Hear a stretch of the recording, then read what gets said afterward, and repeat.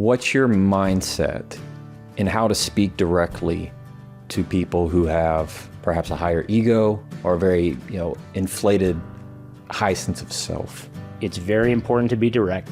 Being direct doesn't mean you have to be a jerk. People trust you more when you tell them no. I would say people trust you more when you tell the truth. When people are coming to you for your opinion, it's very important to give a clear opinion. Dude, it's so good to see you. This is awesome. Yeah, the fact that you're here, I have to tell people how you and I even met, because this is, I guess, to me, the epitome of social media. Well, the actual social part. Yeah, the social part. I see you on Instagram and I'm like, oh, this guy's cool. I like fitness. I want to see what he's about. And then I started following you and I was like, he gives really great fitness advice. And then you followed me back. And then it was like, hey bro. Yeah. It's like, I like your stuff. And then we've been I'm just friends. listening because I want to hear your story, then I'll share my version of your story. Right. Well, that's my version. And it was like, hey, I like your stuff. Hey, I like your stuff too. And then the next time shortly after, I was going to LA to do a bunch of podcast tours for the first time. And I thought, well, I could hit him up and just say, what's up, to hang out. Yeah. And your version of a hangout is let's go work out. Let's just lift, yeah. And so I was pumped. And then we've been friends ever since. Well, you're one of my only friends I've met through social media. Nice. Because I actually feel, as somebody who participates in social media, but kind of lives my life in the real world and then just does social media, I feel like it should be called anti-social media, because I feel like most of it's just negative and just all that type of stuff. But I remember it that because you have a lot of followers, whenever you followed me, it like popped up, Jefferson Fisher follows you. Yeah. So I click and then I'm like, oh, that's the guy that talks in his car that pops up all the time. Yeah. I tend to gravitate towards people that aren't highly produced. And then you wrote to me about the workouts and I was like, oh, cool. Like, by the way, like nice car videos. I like that. You give some good tips.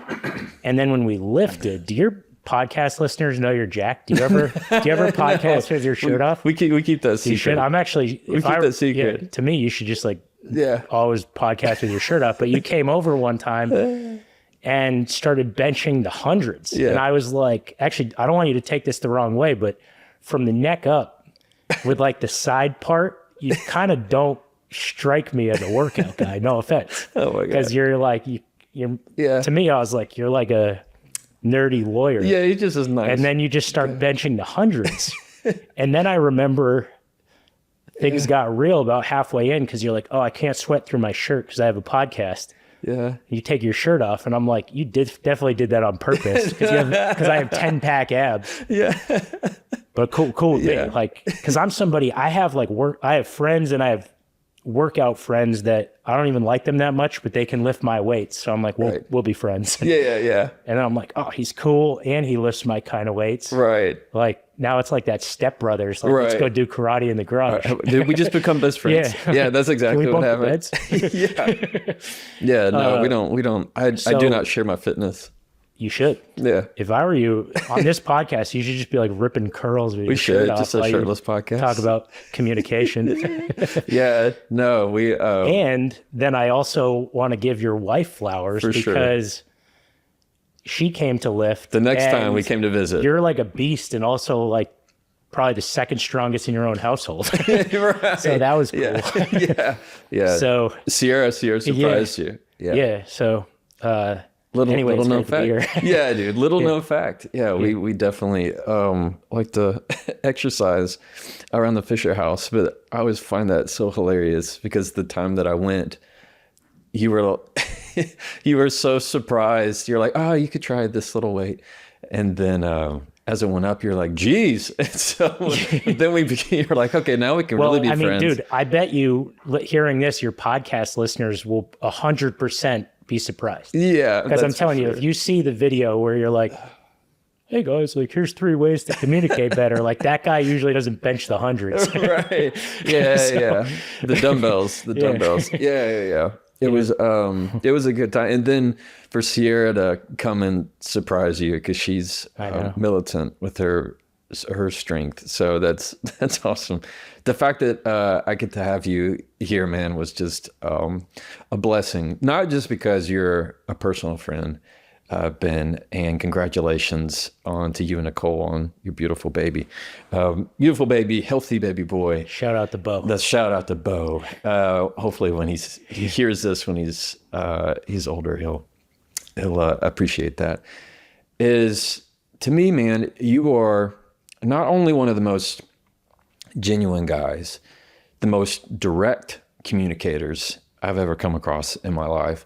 Also, third, I find you to be, which the listeners will get into more as we go, the hidden gem of how people can think in improving their health and fitness in a way that's not over glamorized, that's not, something that is genuine to both your personality and to the goals of what most people have. So I want to hit first this idea. By the way, thanks. Oh, yeah, of course. Super nice. Dude.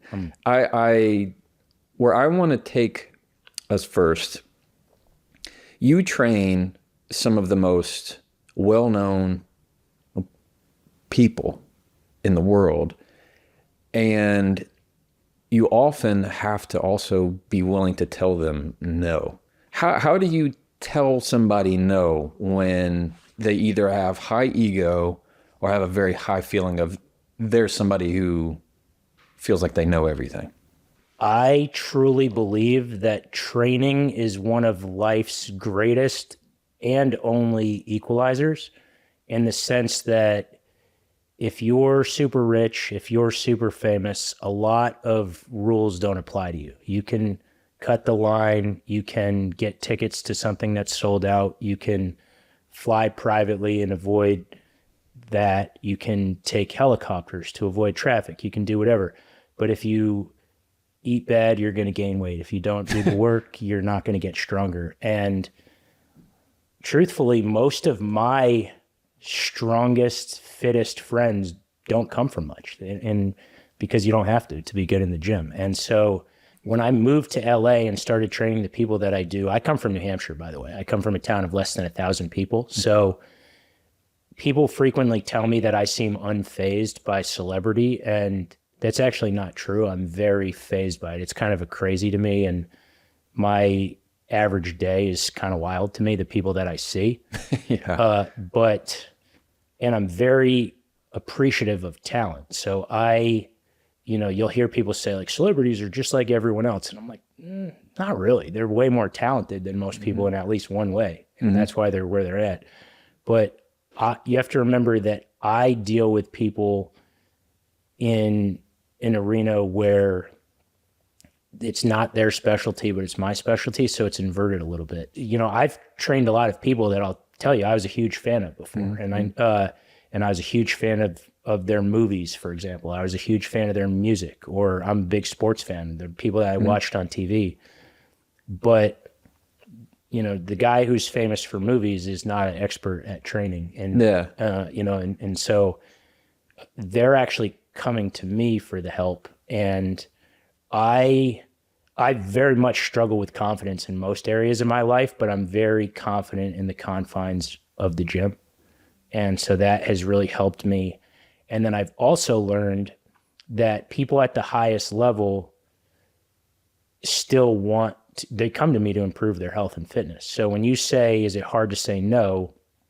It is in some ways. And it's a different conversation than you asked. It's quite hard for me sometimes to draw personal boundaries and stuff with my clients. But in terms of training, it's very simple. To many people, these are people that they look up to, idolize, and sometimes I do too. But in the confines of fitness, I'm just giving them tips. And, I wouldn't be doing my job if I didn't tell them they're doing it wrong. Or, I'll never forget, I've trained Justin Timberlake for like 12 years. And about a year into training, I went to some social thing that he was at. Usually I don't really hang out with my clients socially.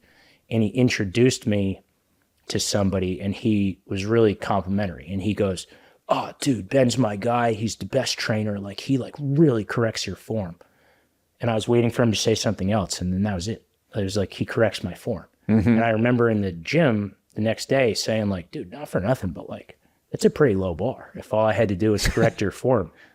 And he's like, "Oh yeah, dude, like a lot of people just kind of like want to be my friend, so they don't really correct my form or tell me I'm doing it wrong." And I was just thinking, how stupid. Like, you're coming to me. Yeah.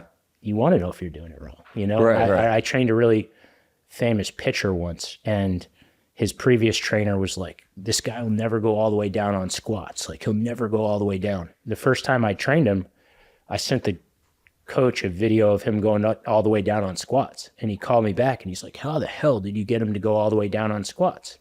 I was like, "Well, I told him you're not going all the way down." And it was just very, like, you just weren't. And so he did. Like, he wanted to do it well, but nobody's very few people, unless you're like a gym head, want to take like the path of most resistance. They want to take the path of least resistance. But unfortunately, I always say the hard exercises you hate doing are the ones that work. And truthfully, in the gym, it's like, if you take the path of least resistance, you're probably not getting very far. What I hear how you have found to tell people no, or have that confidence to tell people no, is one, you have a very high confidence in your particular thing. And you know that area better than anybody else, one. Two is, these are people that are coming to you who want you in some ways to tell them no. Like, there is, I think, and this would be the third point, of that people trust you more when you tell them no. So I guess I would say people trust you more when you tell the truth. Tell me about that. Because I don't think, when you say no, I just want to kind of not push back, but clarify, I guess, that I'm not this militant guy that's yelling at people, because I am a very voluntary service. I always say that I've made a living selling a service that people don't like very much. Yeah. And so I actually do my best to make something that people don't really enjoy be at least somewhat palatable. So I don't try to be a hard ass intentionally, because first off, I don't think anybody would want to work out consistently if you were. So it's not no so much as telling them if they're doing it incorrectly, or as just saying, what you're doing isn't the best for you. Yeah, pushing back. But one thing about me is I'm a trainer that I very much believe in meeting people where they're at. And so I have some clients that eat a lot better than me and track their food and live and die by their workout schedule. And I have some clients that party and eat bad. And I believe regardless of how you live the other 23 hours of your life, it's still healthier to exercise. So I'm not the type of person that you have to be a gym head or I'm going to confront you, to be honest. So there's not a lot of no, in the sense of, I actually try to work with people's likes and dislikes, because I think for long-term sustainability, you have to like it to some degree.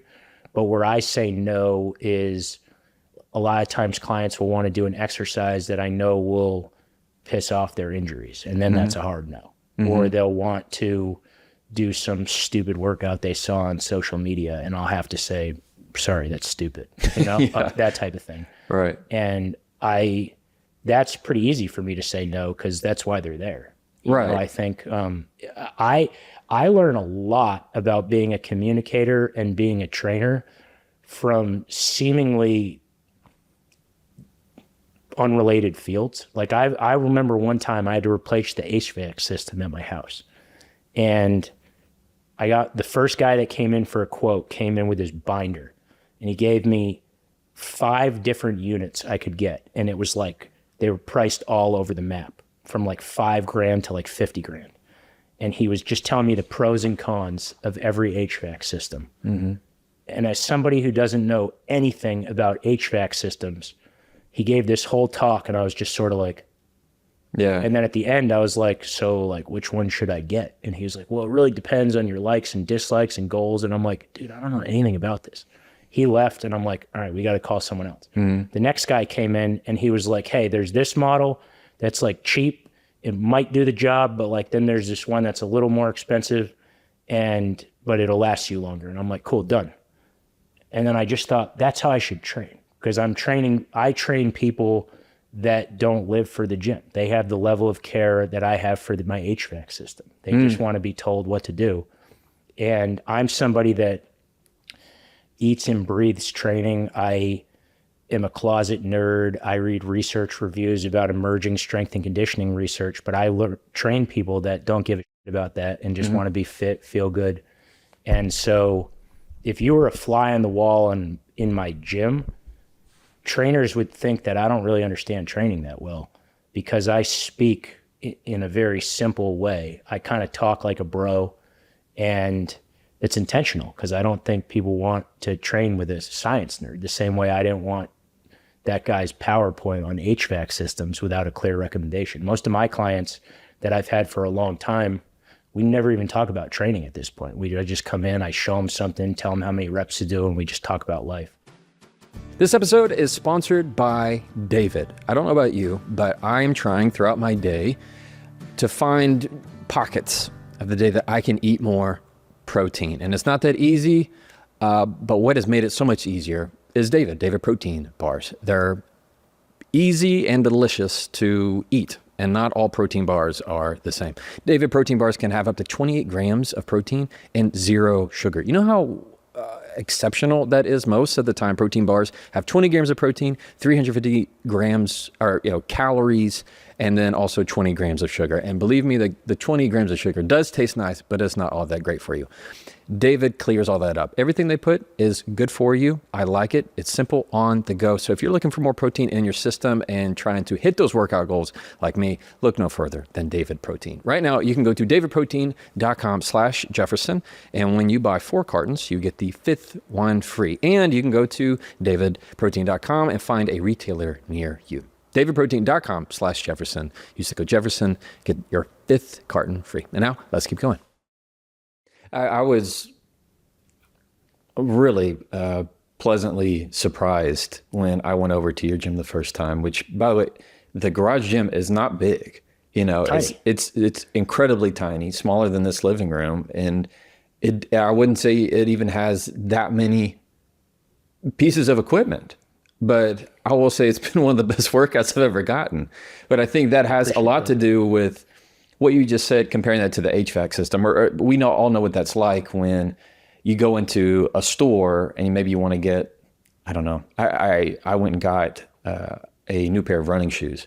I went to one of those where they like check out your feet and like take a scan or whatever. Mm-hmm. And they brought me all kinds of recommendations. And I just need you to tell me what's for this kind of mileage, this kind of shoe. And I couldn't get that answer. And so that was really frustrating. I think the overarching lesson here, because I like to frame things to use your knowledge to help somebody in everyday situations. And so it's, if you can be really direct about the recommendation for whatever it is, whatever your answer is, because people like they like minimizing choices. And I also think they like firm responses. And I think you did that because you were really good at little tweaks to form, being consistent. You were very good at reading the body of what seems to be straining, what doesn't seem to be straining. And it's this kind of very big contrast of people think if we use fitness, for example, you have to do all this stuff. Because it can be incredibly overwhelming. If you Google, how do I lose 5 pounds, right? You'll just see the just huge stuff. Well, but in here, what I know your methods to be is actually there's some pretty simple things that it doesn't have to be that complex. Like we're very good at overcomplicating things. And I feel like that's the same way in communication.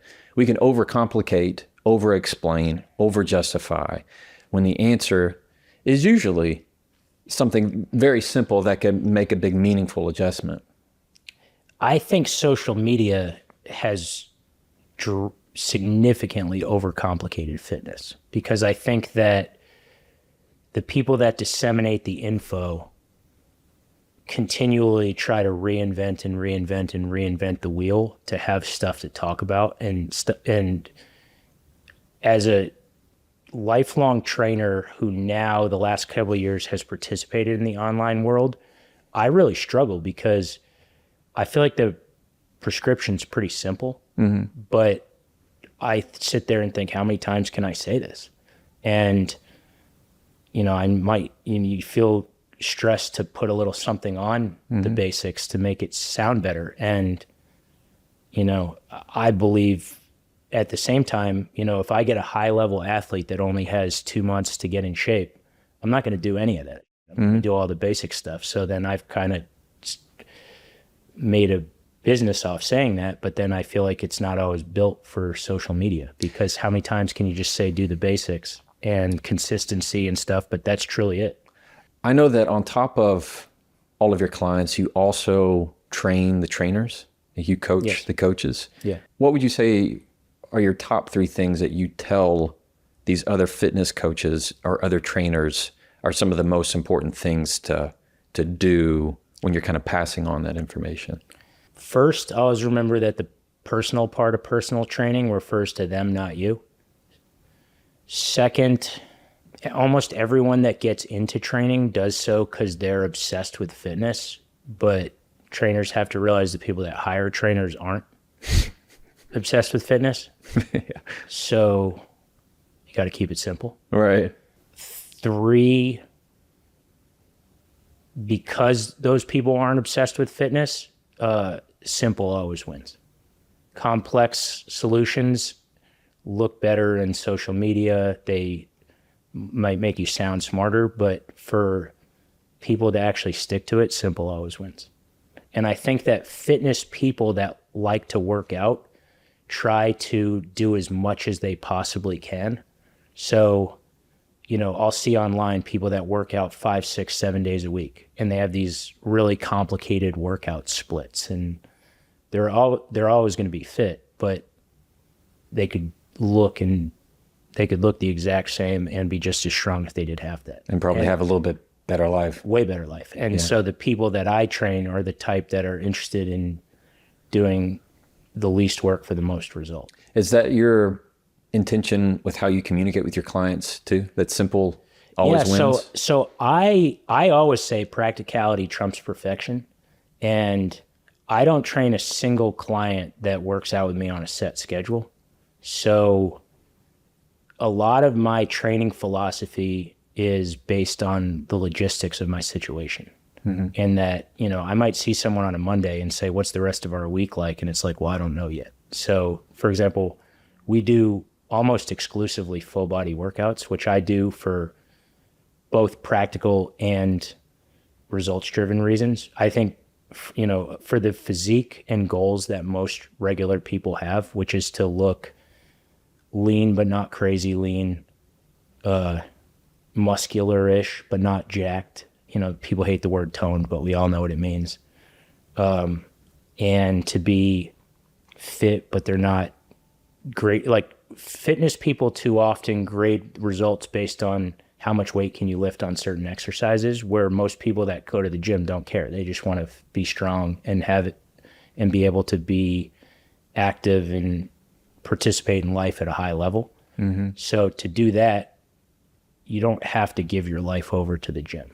But I think that fitness people just like to. So they try to cram as much into it, which I actually think I've been a trainer for 20 years now. And when I first started, I was obsessed with working out, and I've got gradually less and less obsessed to the point that a lot of times I don't even like it. And I feel like that has made me an infinitely better trainer to most normal people, because my goal is to kind of do the bare minimum and still get the result now. Whereas it used to be to do as much as I could because I liked it and it was kind of my mental outlet. And I've experienced my own burnout from fitness, and I think that's made me much more relatable to my clients because I think that we share the same goals, which is wanting to look pretty good, feel pretty good, perform pretty good, don't really care to do things at a crazy high level. Yeah. And I don't want to have to do this more than 2 to 3 days a week, to be honest. This might be one to chew on for a little bit, but I am curious of what you'd think. If there was one word that you'd have to describe your communication and how you speak to your clients, what word do you think they would say? Honest. And the only reason I'll say that, you said direct, I say honest. JT is one of my longest clients. He also was part of my best man speech at my wedding. And he said verbatim, Ben is the most honest guy I know. And so I can live with that. And by the way, that's not a total compliment. It's you know what I mean? That's why when you said, Ben's direct, I said, is that a backhanded? No. Because I think honesty is obviously a good quality, right. But I think that I struggle sometimes to, there's times that brutal honesty is not the best policy. Right, for sure. But I would say that people would say I'm honest, which I can live with, but I do want to clarify that that's not a 100% positive. Right. Well, that was said sort of as a joke too. Just the way you said direct, like when you say direct in the context of a podcast, it makes me look good. Well, because I do think it is. Yeah. But I'm saying we go to dinner later with my other friends and you guys make fun of me for being direct. It's kind of like, sometimes you can be too direct. Well, and so that's the nuance of communication. Yeah. Yeah. I would say, at least how I relate to it, being direct and being honest are not the same thing. In that you can say something, you can say a lie very directly, and that's not honest. Yeah, totally.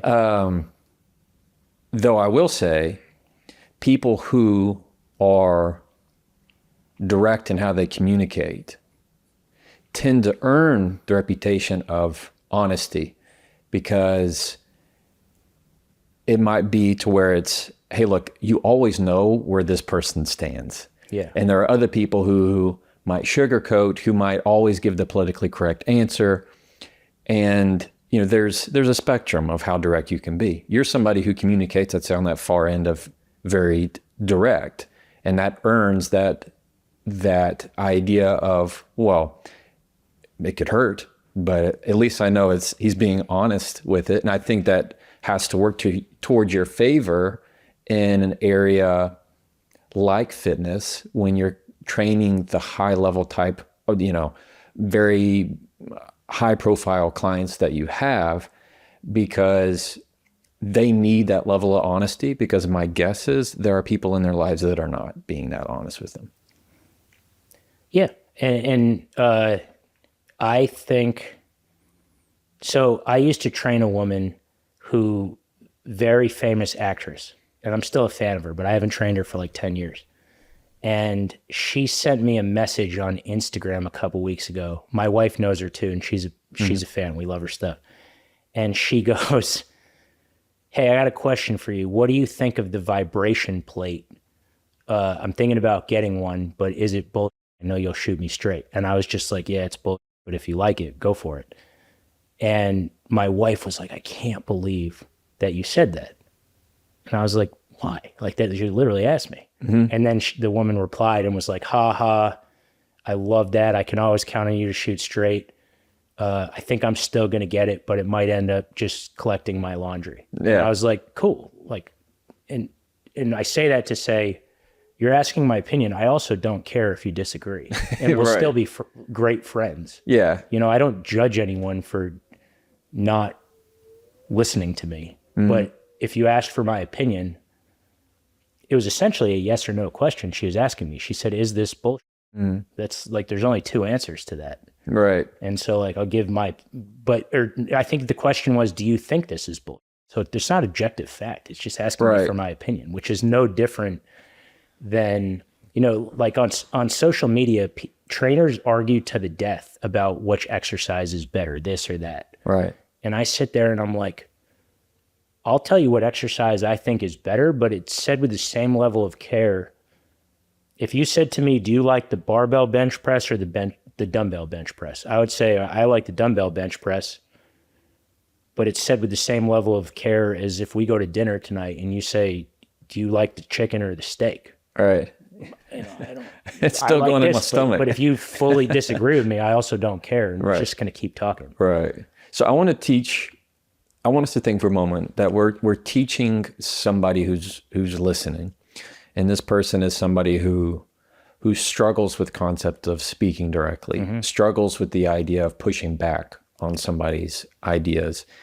And there's somebody who really does care. They wish they could be like, I don't care of other people's opinion, but deep down they really do. For you, what's your mindset in how to speak directly to people who have perhaps a higher ego or a very, inflated, high sense of self? It's very important to be direct. I also think it's important to know that being direct doesn't mean you have to be a jerk. And it's better to not be a jerk. So it's better to be politely direct. But I do think that when people are coming to you for your opinion, it's very important to give a clear opinion and not waver. And I think that too often people, when they're asked for their opinion, particularly from people like the people I train, quickly think, what do they want me to say? And I think that I try to just say what I think and realize that they're coming to me for this. And that is really important. I had a very, this is probably like 12 years ago, shortly into my time in LA, I trained this guy who was a really successful movie producer. And he became kind of like a dad figure to me. And I was telling him my struggles with drawing boundaries with my big shot clients.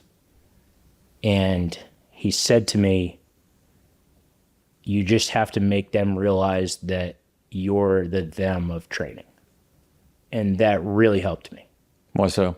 Because one, it really improved my confidence almost immediately because I thought, they're calling me for this. And then two, it almost instantly, there's something freeing about just like saying the thing, and it's always gone well. I think a lot of times people hem and haw over what to say because they're nervous about how it's going to be taken.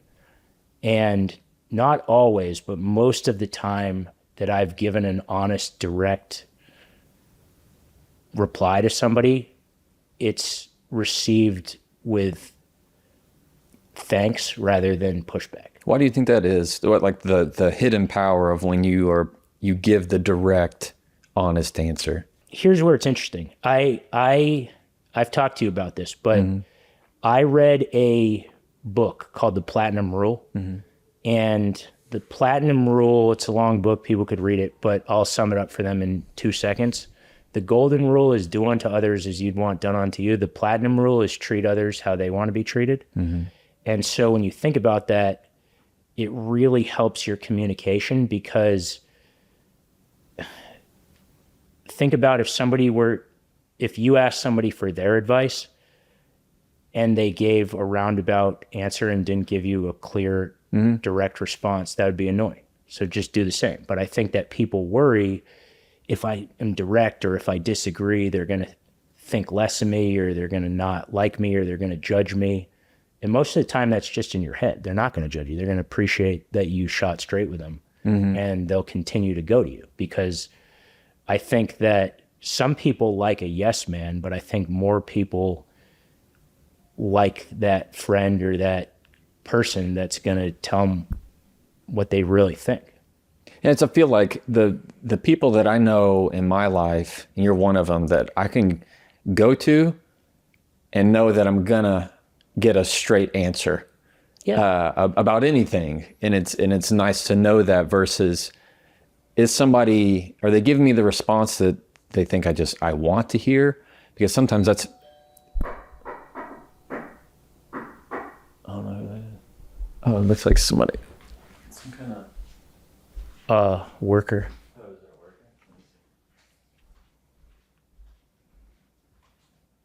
Yeah. Okay, this is fun. So while we're recording, we just had somebody knock on the door and say they have pest control. I gotta say, he had really good techniques. He was a nice guy. Mm-hmm. And I had to tell him that we were recording. And I feel like I didn't tell him that we were recording. I just said, hey man, I respect the grind. Now's not a good time for us. I know. Yeah. That was one of those like, go away, but also give me your number because I'll hire you for something. Exactly. Really, it's like really I honestly respect the way he handled it. Yeah. But the people who, like I know people who, when they have a door-to-door salesman, they typically won't answer the door. Just the people just don't answer doors really very much, I think, nowadays. Or if anybody rings a doorbell, they're like, who could that be coming to my actual door? But also the people who do open it, or the people who get on the phone with somebody, they feel really uncomfortable like saying no. They'd stand there and listen to him talk, give him his pitch for 10 minutes, and then be like, oh yeah, I don't know, I guess I'm not, and they'll just to listen to it. I know we're on air, but yeah. down my street, there's these 2 8-year-old girls that always knock on everyone's door and sell stuff. Yeah. And Nicole and I buy all of it. It's like they sell me my own rocks. Right. I'm like, I'll give you $1 from the rock from my driveway. Right. Yeah. I just can't say no. Yeah. Oh, he was great. Shout out to the bug man. Not a great time, but I loved, he said, when's a good time for me to be back? That was awesome. That was great. Anyway, that goes into the feeling of, there's something about when you're direct and when you're honest with people, they trust you more. And here, I think that the proof's in the pudding. I don't think I've ever used that phrase before, but it works. What for you is the reason why all these high profile names come to you consistently, and some for years and years, is because you know you're going to be direct. They know you're going to be honest. And I think anytime you're coaching people or training people in particular, you have to have that skill set, or there's never going to be that level of trust. For sure. But I think that it's important to realize that honesty, directness are not synonymous with being a jerk. I think you can do that and be, I would say I'm very honest, I'm direct, and I'm also pretty chill. And, those all work. Yeah, except if somebody's being too direct, so and so, and it's, do you like my shoes? No, I hate them. You know what I mean? You're like, okay, you could just say I'm glad you like them. Yeah, totally. You know what I mean? Totally. What are those? Yeah, exactly. Before we keep going, I want to talk to you about Cozy Earth. It's common that we want to show up for other people in our life. It's also very important that you find little moments to show up for yourself. One way that I have done that with my family and my kids is what we do when we have these little moments between right after dinner and right for bed. And when we try and watch usually like a 90s movie, what we've been using, right, is Cozy Earth's, it's called the Cuddle Blanket. It feels like a bear, very friendly bear, is laying on top of you. It's weighted, it's warm, and we're able to pretty much put my whole entire family. So me, us here, and the 2 kids, all right there, and we get to watch American Some videos or something that means a whole lot to us. And in that little moment, it feels like everything you're doing is in the right place. I'm glad that I have Cozy Earth as a sponsor because everything they do is awesome. They have a 100-night sleep trial, and if you don't like it in 100 nights, you can give it back. So that's incredible. But I can tell you the blanket is where it's at. Right now, you can go to cozyearth.com/Jefferson. Use the code Jefferson for 20% off. Listen to me. If I'm talking to you about a blanket It's a really good blanket. CozyEarth.com/Jefferson. Use the code Jefferson for 20% off. And now let's keep going.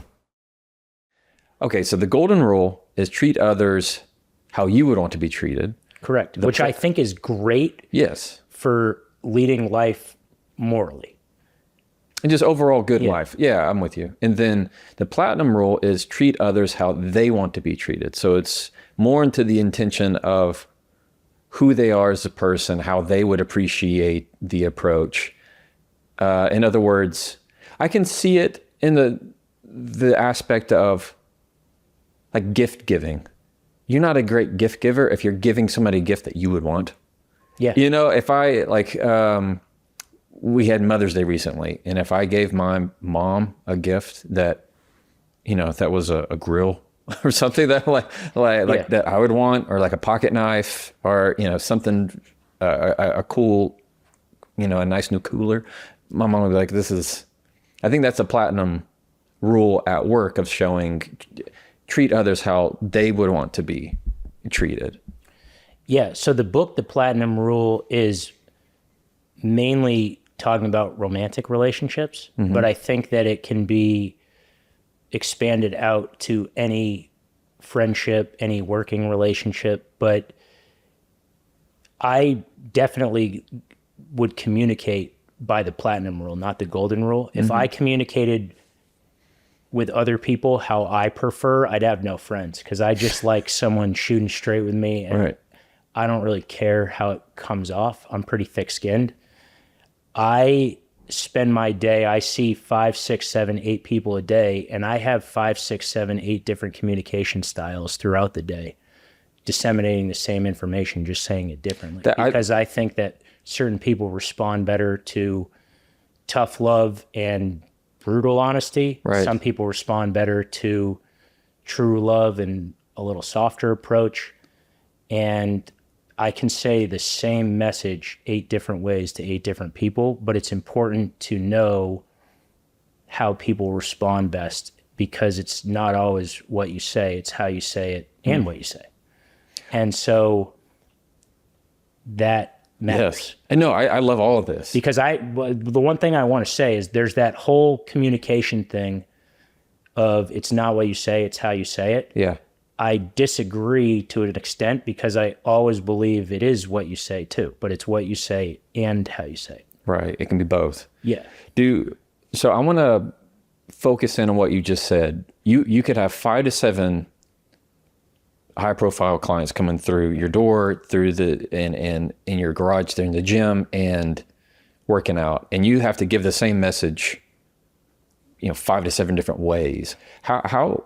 What's your process if you had to put in some type of formula of how you know first of the style of that person and how you adjust your message every time to make sure that there's, an optimized level of trust? Well, there's a feel out process to any relationship. So I think in the beginning, I'm always really nice.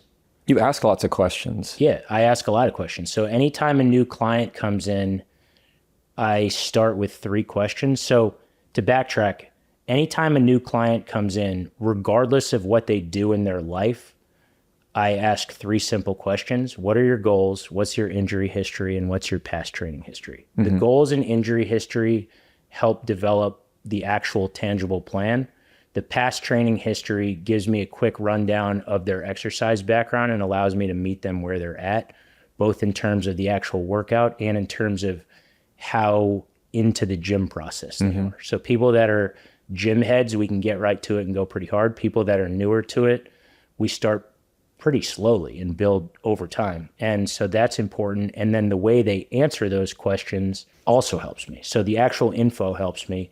The way they answer allows me to know their basic vibe and how they approach fitness. Are they somebody that is super hardcore about this? Are they nervous? A lot of people come to the gym with fear, and that's super important to take into account. If somebody's fearful, especially like insecurities. Yeah, if somebody is insecure, or if they're scared of getting hurt, or if they're scared, a lot of women are scared initially of bulking up.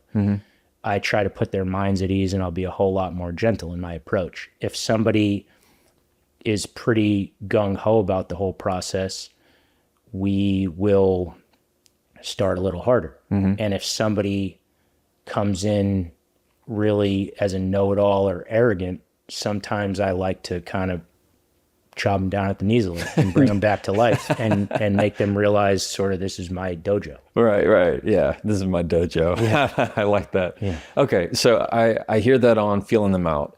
Is there, I don't know, I'm just curious. Is there one question that you ask not for the answer, but to see how they really respond to it? Every single day. Yeah. So every workout, trainers love to get really granular with assessments. My assessment daily is asking you, how are you feeling? And that could be answered a number of ways. And so I leave it purposely open-ended, because how you feeling could be my back hurts, my knee hurts, my shoulder hurts. How you feeling could be I didn't sleep well last night. I got in a fight with my partner. My kid didn't sleep. It could be I have a crazy day today and I only have 30 minutes. Just very open-ended question. And I don't really care how you answer it, but how you answer it dictates how I'm going to proceed in the workout. The goal here of how we're going to teach everybody listening to gain that level of true honesty, no matter how difficult the other person is I hear you saying, one, there's this feeling out process, and it starts with open-ended questions. And the one that you have found above all others is a simple, it's not complicated, it's simple. And it's, how are you feeling? Correct. And it's that question that's going to allow, you're not nearly concerned about the answer of like the substance of it, but the way in which they answer. Yeah, so the way in which they answer that question of how you feel dictates, one, what we're going to do for the workout, and two, how I'm going to treat you today. Yeah. If you say, how am I feeling? I'm feeling great. Then maybe we work out really hard and we laugh and we joke. If you say to me, I'm really sad today, I might talk about it. If you say, I'm just really pissed off today, but I don't want to talk about it. I've had workouts with some of the people that I train that I'm friends with. I've deemed it to be the best thing I can do to barely talk. Sometimes I just listen. I just listen, or not even. I'm very comfortable with silence, to be honest. I think silence can be great sometimes. I think sometimes people just want to work out, take it out on the weights, and they don't want to talk, and that's fine. Well, I think, but that's a wonderful point of. And just to piggyback on that, I think as you always talk about communication, I think in general, being comfortable with silence in a working relationship, a romantic relationship, or a friend relationship is very important.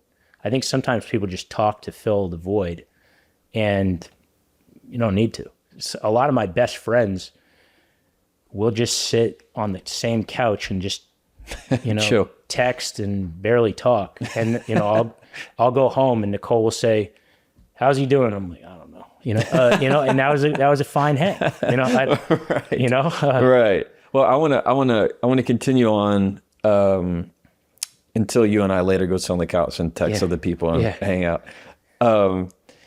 Is this idea of creating this trust formula, is one, that open-ended question, how are you feeling? That's really looking for getting the information that if I got a piece of paper and says circle, where your pain points are, it doesn't get to that. You need that kind of, you need that level that's actually going to create that vibe feeling of what's going on with somebody. So it's that open-ended question of how are you feeling? Next, you're going to be looking at using that to communicate differently with each person. Yes.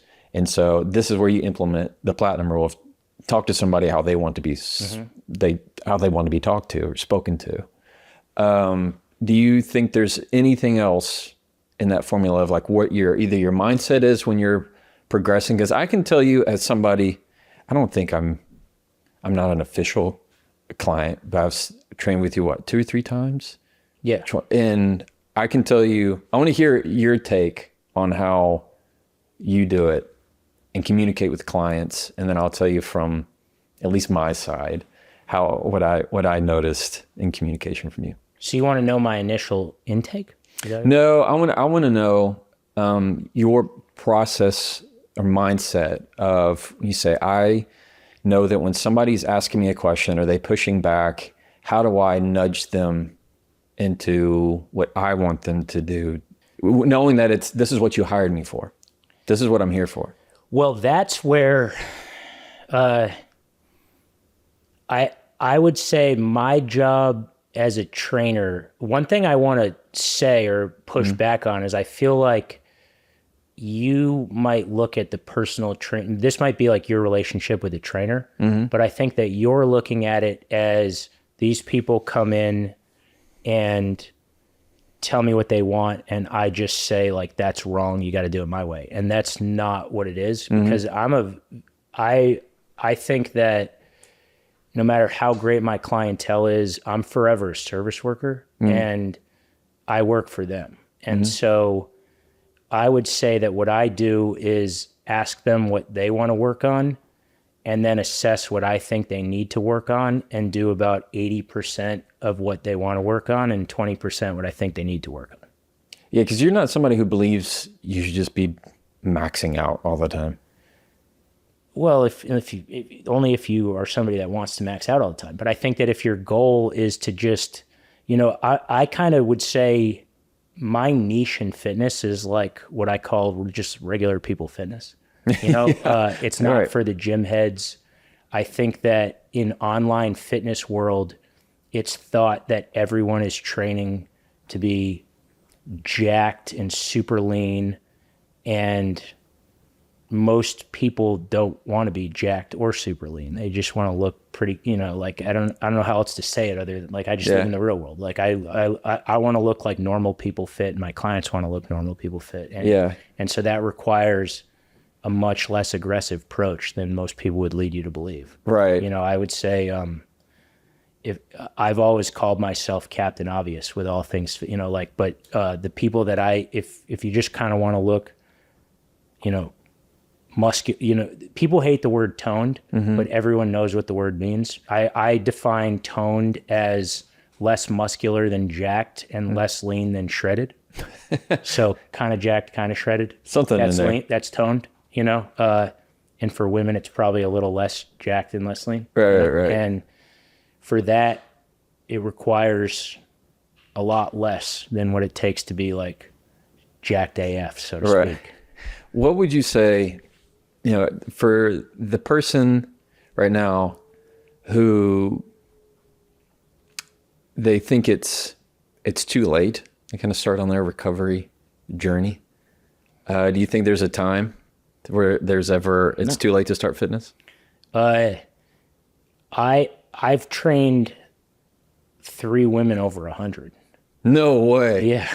No way. I've trained 3 women over 100, and I actually, this kind of dates me. I've been a trainer for 20 years now. Last month, I went to the funeral of one of my clients. No way. But I trained her.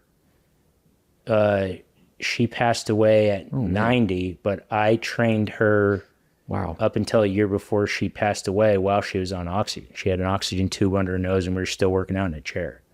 So, and I trained my grandma till she was 99. Wow. I taught exercise classes at the nursing home, and I have some clients in their 70s that would bury you, to be honest, like really, nice. Like really fit. Nice. And, those type of people, I don't want to like say that you could start training at 70 and get like that. They're just trained their whole life. But I do believe, there's a lot of cliches with this, but I believe it's never too late to start. My mom has a best friend, Pam. She's always kind of been like a mom to me too. Pam, I posted Pam last year, and she's 80.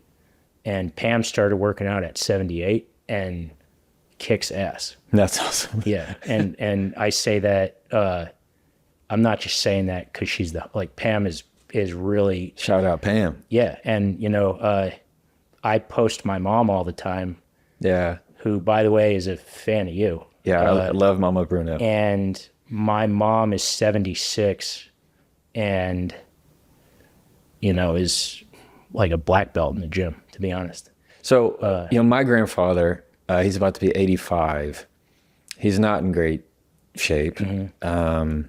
He's not taking great care of himself. And I've been trying to get him to do something different. And his response is always, I'm about to be 85. What do you want me to do? It's not going to matter. It's too late. Can people who are older in life and age really make a big difference in their overall health to feel better day to day? This is where the nuance matters. It kind of depends, to be honest, when I say, because I just like to be honest, all 3 women that I trained over 100, we trained in a chair. So it's not like, it's not like we started working out and all of a sudden they jumped out of their chair and were sprinting. We stayed in the chair and it was predominantly upper body and core. But still, that's wonderful. Yeah, I think it's wonderful.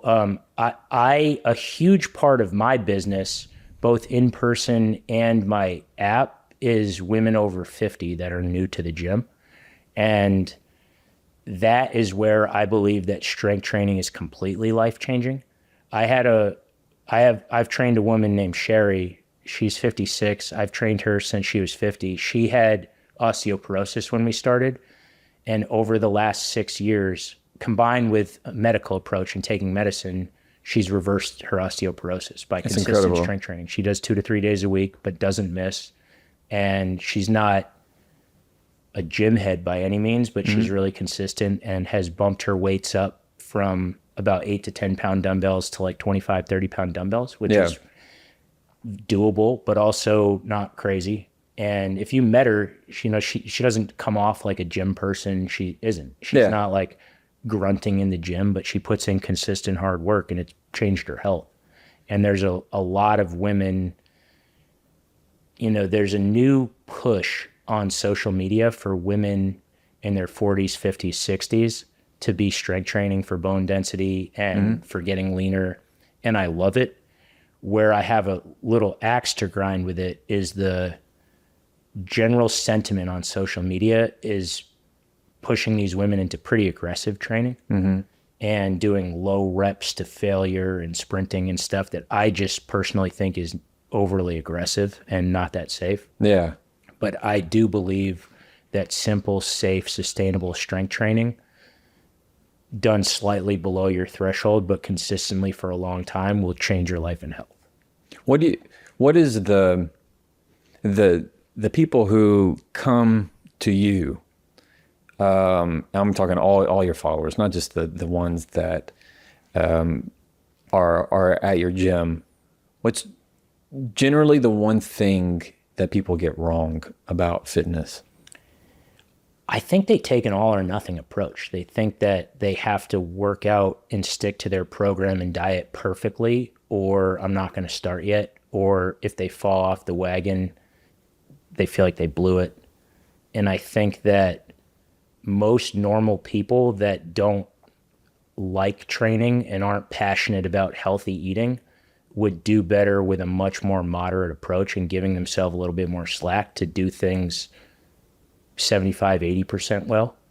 Because I think some people thrive off that gym mentality and eating well and counting their calories and stuff. And they tend to be trainers. And most regular people don't like that. Yeah. And I've really been successful as a trainer, I think, amongst regular people because I'm kind of more like that. I'd rather be 10 pounds dumpier than count my calories. That's like my worst nightmare. That's like a prison to me. And so, and I would rather, I am a trainer. I preach strength training. If a friend invites me to hike that I haven't seen for a while, I'll skip my own workout 10 times out of 10. Because to me, the weights aren't going anywhere, but there's more to life than, your workout. I'd rather go catch up with a friend and hike or whatever, that type of thing. Before we keep going, I want to take a moment to tell you about our place. I got a question. When's the last time that you thought about what you're cooking with your cookware? A lot of the times, what I have learned is back in the day, I was using pans that had Teflon, PFAs, forever chemicals that aren't good for you and your family. And I've had a big switch, and I can tell you that Our Place has made a big impact as part of that. Our Place is a cookware brand, and all of their stuff has no forever chemicals in it. It's great. It looks good. It comes in lots of different colors. They have this product that's called the Always Pan. That's my favorite. And then they have Perfect Pots, and it's rightfully named. Last night, we did breakfast for dinner. You ever had that? It's awesome. Well, I was able to we use them all the time. Ours are very well loved, well seasoned. And I can tell you, I'm not going to cook with anything else. So if you really care about your cookware, look no further than Our Place. Right now, you can go to FromOurPlace.com/Jefferson and get 10% off site-wide. FromOurPlace.com/Jefferson. Use the code Jefferson for 10% off site-wide. And they have a 100-day risk-free trial, free shipping, and returns. Can't beat that. And now, let's keep going. If there are only 2 exercises that your clients, people wanting to get more fit, could do for the rest of their life, what do you think those 2 exercises would be? A dumbbell row and a Bulgarian split squat. Bulgarian split squat. I hate is Bulgarian back split feet on the squats, bench. Ben. I hate those. Bulgarian split squats are without a doubt the most ubiquitously hated exercise in existence. But I would also say that the hard exercises you hate doing are the ones that work the best. So Don't tell me that. Those are Sorry. the ones I actively avoid. yeah, totally. Avoid. Which yeah, You can tell looking at my legs. Look at your legs, dude. I was gonna say. Why do you think this is only? I hope we're only recording this chest up. Yeah, you can do a pec dance, but you're gonna have to wear pants the rest of your life. Exactly. Oh my God. Yeah, Yeah, but I would say those Bulgarian 2 squats. because most people have bad posture. Rows really help with that, and changing your posture will actually have a very big difference on how you look visually. And then lower body wise, I think rear foot elevated split squats, Bulgarian split squats, just give you the best bang for your buck. They work, your legs individually. They work your glutes, your quads, balance. I hate that answer. Yeah, it stretches your hip flexors. I mean, I would say if you did nothing else but those 2 exercises, it's a pretty good workout. All right, I got 1 out of 2. Yeah. I gotta up The my rows. Yeah. Well, I'll do occasionally Your workout is bench, dumbbell bench. I do legs. I did legs Chest, yesterday, yeah. but I loathe the Bulgarian split squats because they're painful. Yeah, totally. But you love legs. Yeah, but I also picked being a trainer as a job. Yeah, that's true. I'm a little off. Yeah, you are a little off. That's how you know. When I also train 95% for mental reasons. I find life to be very challenging a lot and unfair, and I find the gym to be the most fair place in the world, and that's what I love about it. Yeah. And that what you put in is what you get out. And I have developed a lot of my personal confidence from the gym because I got into training at a place where I was like in a very low point of life and got pretty proficient in the gym, and it's a huge part of my confidence. So whenever I feel like life is kicking my ass, I feel like I can kind of take it back in the gym. That's the part that I can control. Yeah. Oh yeah. It helps me just get the stress out for sure. Even if it's just a nice walk outside that like I have a pretty good pace on, just anything, get my body moving. My idea is always just if I can just get my body moving, if I can break a sweat doing something, then I'm doing it right. I have a question. This is on my own curiosity. What do you think people assume wrongly about these high profile celebrities that all come to you for workout? The main thing that I see when I'll share a celebrity's workout video or something is people that are hating will say, oh, if I had all the time in the world to work out, I'd look like that too, or I'd do that too. Mm-hmm. And I don't think these people at all realize how busy my clients are and their travel schedules and stuff. They actually don't, like, they're way busier. So I think to my, truthfully, like all my strongest, fittest friends don't have a pot to piss in. They just go to the gym all day. You know, like, to be honest with you. They just, and so it's something that it's like never really made sense to me, because I really do believe I interact with some of the richest, most famous people in the world, but the gym truly is an equalizer in the sense that you still got to put in the work. And, you know, I have been with some of my clients that are preparing for something, and they're working out extremely hard and running my hill at 9 p.m. at night.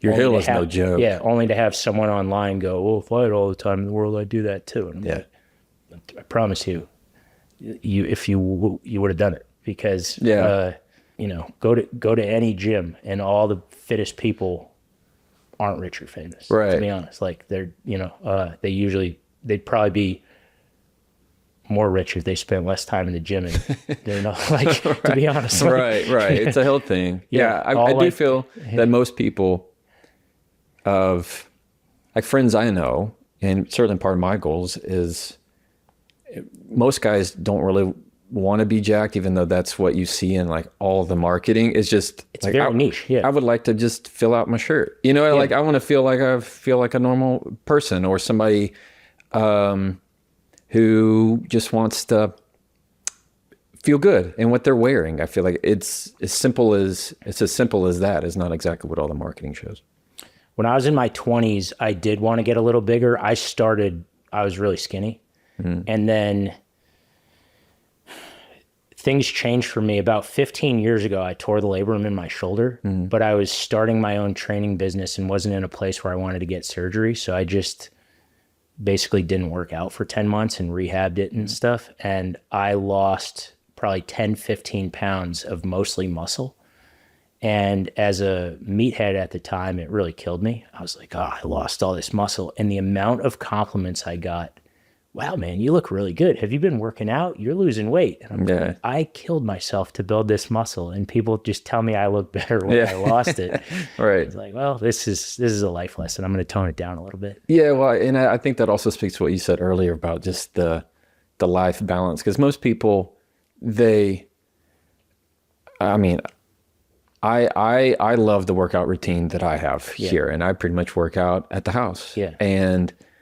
But I know what it's like to drive 30 minutes, 15, 20 minutes to a gym, and then go to a gym and try and figure out what you want to do. And that can be really overwhelming. And somebody's at the station that you want to have, and then you need to, all right, I got to look back and get back in time. And so you only have time during the day, especially if you got kids. Do you do it early in the morning or late at night? And it gets to where there's so many variables, it can be overwhelming.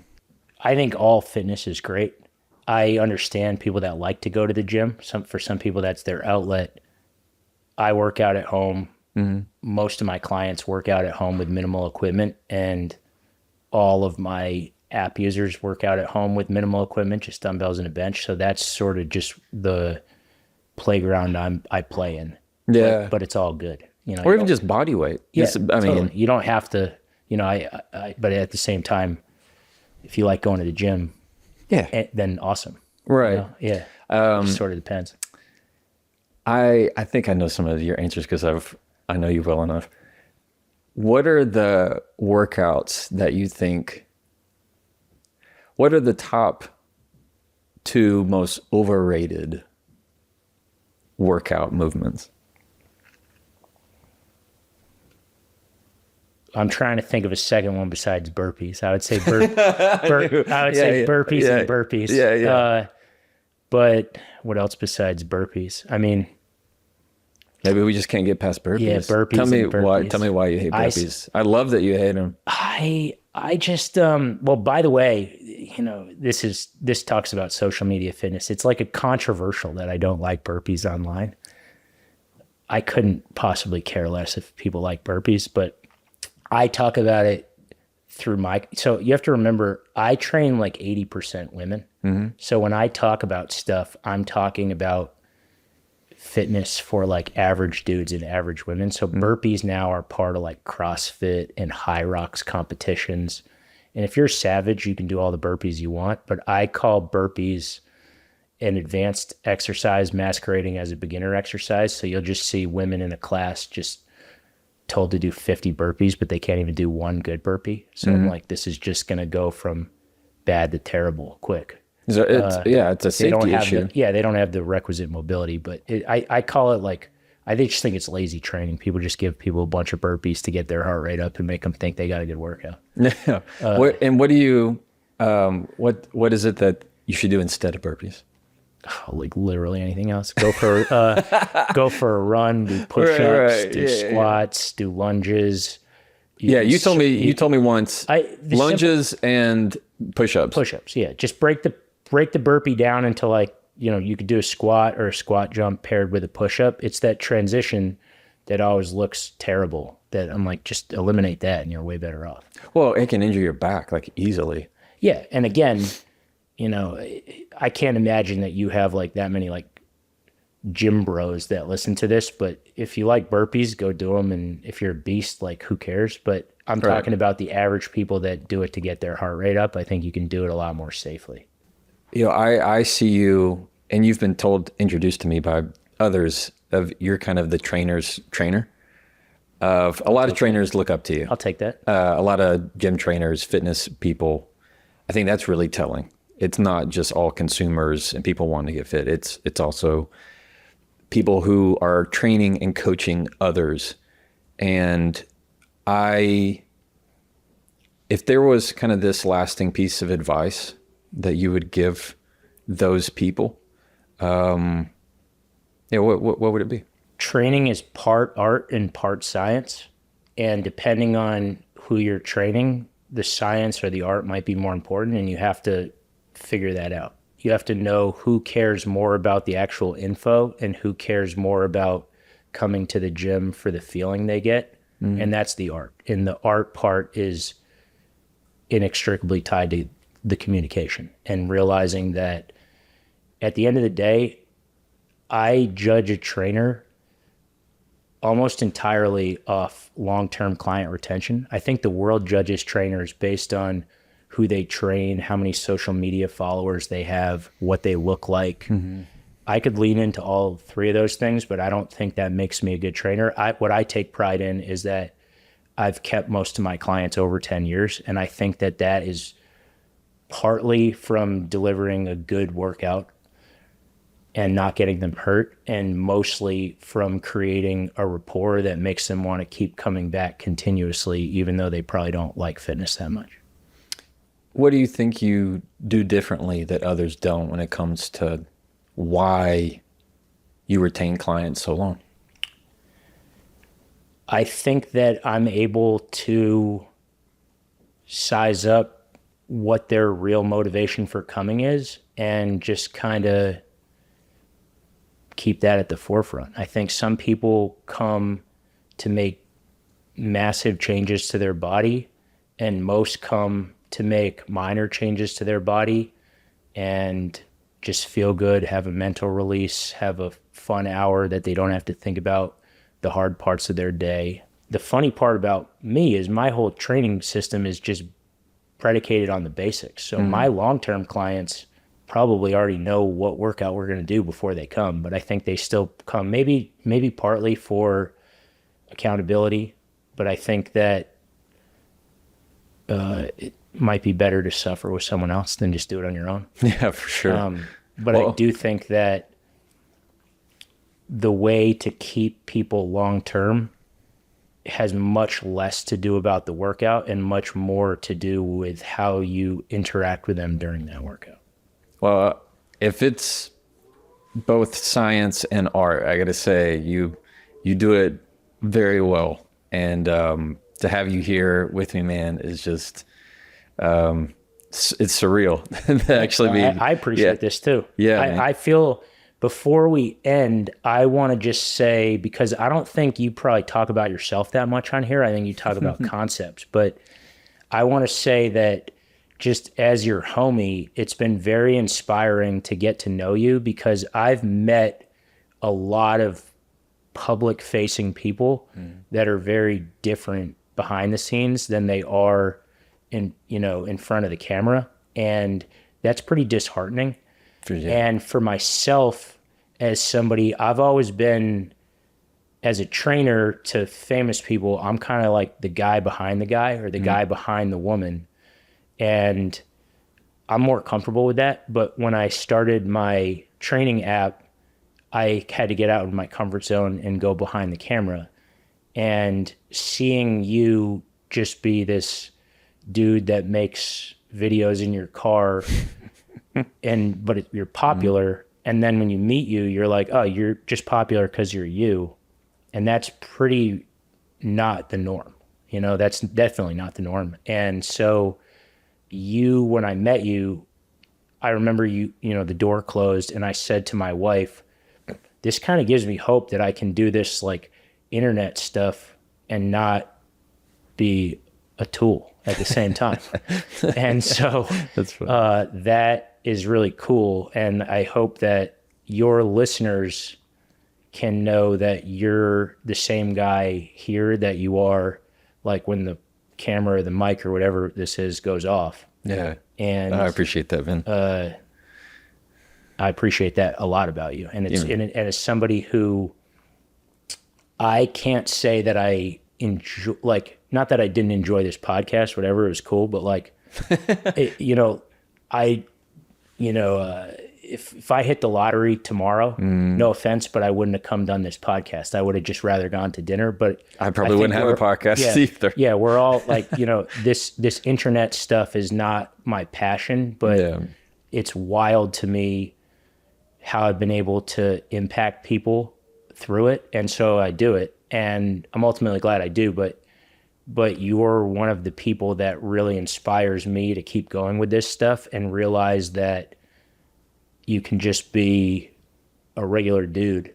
Yeah. And like to come here, I had one of Nicole's friends cover one of my clients. She does Pilates, and she was going to train Chelsea Handler today, actually.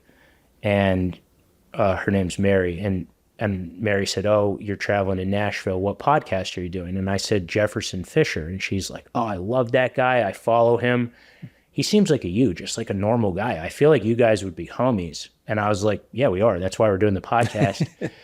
And it just, it's a very rare thing, I think, to have the size of the following you do, and do I don't even know what you do, but like the talking and the podcasts and the seminars and stuff, all that public stuff, and just be the most normal is cool. Like just know like normal's the best compliment to me. Yeah, I appreciate that. But it's been actually inspiring to me, and I don't say inspiring very often because I just don't. But well, I appreciate that's a cool thing. And my only thing that I would suggest for your followers is you just start doing your podcast with your shirt off from now on.